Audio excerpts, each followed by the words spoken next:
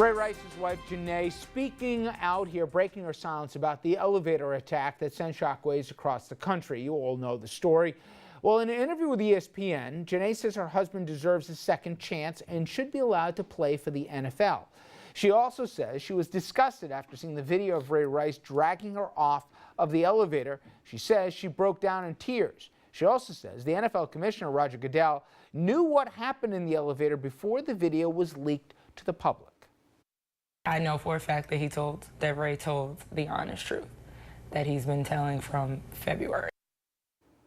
Now, some women are saying that Janay Rice is not a victim and that she and her husband played a role in this tragedy. In an article in the National Post, Barbara Kay wrote, according to feminist theory, all domestic violence scenarios involve a controlling male and a submissive female. She went on to say, unfortunately, Janay, not playing to type, she's clearly not a weak woman. She's not poor or fearful of her husband. The interview also has gotten a lot of reaction on Twitter. One tweet saying, instead of doing exclusive interviews for money, you need to go seek professional help to find out why you've accepted being abused. Another writer, Susan, said, Janay Rice says there's no way she'd let it happen again. Someone needs to tell her that no woman lets it happen, but happen it does. And finally, Amy says, stop trying to normalize and downplay the severity of domestic violence because you want money. If you're afraid, there were plenty of ways in helping offered. You know, Jeannie, for me, it was surprising. Maybe it's a personal decision. A personal decision. She doesn't have to explain herself to me, to anyone else, and I don't know why she has to be the standard bearer for all women. However, because of the public nature of this, people have been looking to her to set a standard, either to leave the guy or to condemn him more vocally. She's been supportive, basically, from the first opportunity to speak publicly about this, let alone apparently in that closed-door meeting with the NFL commissioner. It's interesting the reaction that's come out of this. Yeah, it's fascinating. And I was struck by the fact that she seems to believe and feel very strongly, and I trust that she does, that she has been more victimized by the media and public reaction to this than she was by, you know, anything that happened in that elevator. Very reminiscent of what Monica Lewinsky said when she came out recently. And I also have to say that listening to her mother in that interview was, I thought, very interesting. Her mother, I thought, did a fabulous job explaining, you know, and giving us another side of her. But I think the real story here is exactly the clip that you played.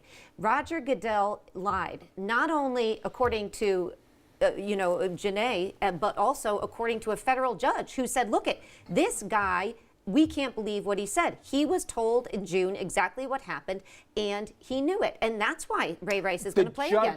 Just to get the nuance, though, the judge, I think you said it very right, that it was the judge's perception that when Ray Rice testified in that meeting with Janay present, and that's a whole other question why the two of them are there, right? But and why there was no note-taking going exactly. involved.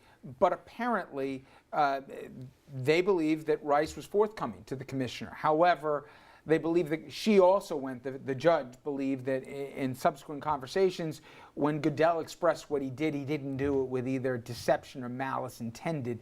He got a pass on this. He doesn't look like he's going to get fired out of this. But is it, you know, I always hate when people try one size fits all, but there is a lot of frustration that says she should have acted differently. She's sending the wrong message to domestic violence victims, and we do a lot with a lot of organizations and stuff, and they say it's not a singular thing. Don't kid yourself, this wasn't a one-time thing.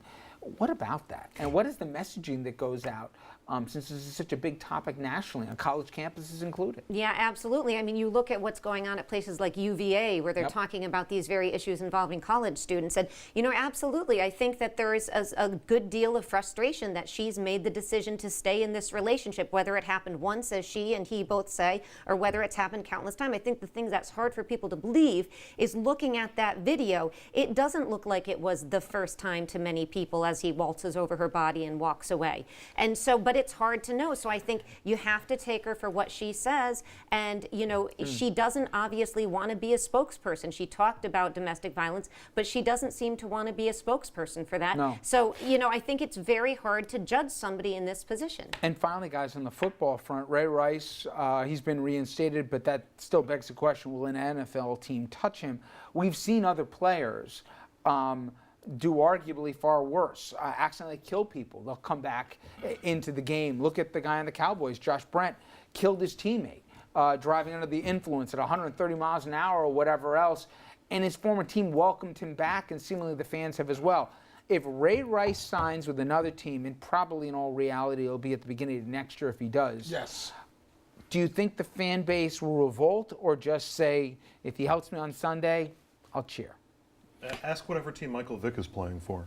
Yeah. Ask whatever team, any player who's been good. It's as long as he. But everybody felt Michael Vick paid a price for what he did. No team's not going to sign Ray Rice because of PR reasons. They're going to sign him because they think he can help them win games, and that's the only thing that matters, because it all comes down to the money. And I just want to bring this full circle. It's ironic that people are saying that Janay Rice is taking the position that she is for the money. Look at Roger Goodell. I mean, Janay Rice money. Roger Goodell money.